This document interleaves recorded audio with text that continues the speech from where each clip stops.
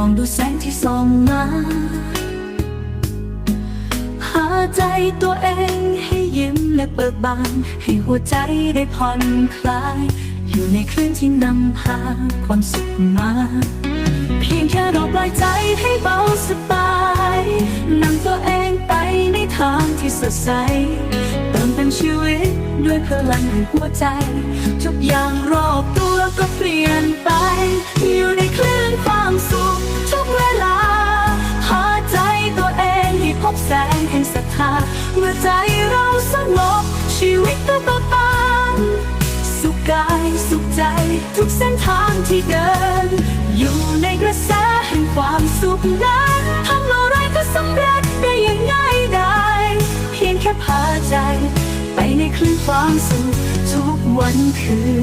นวันที่งด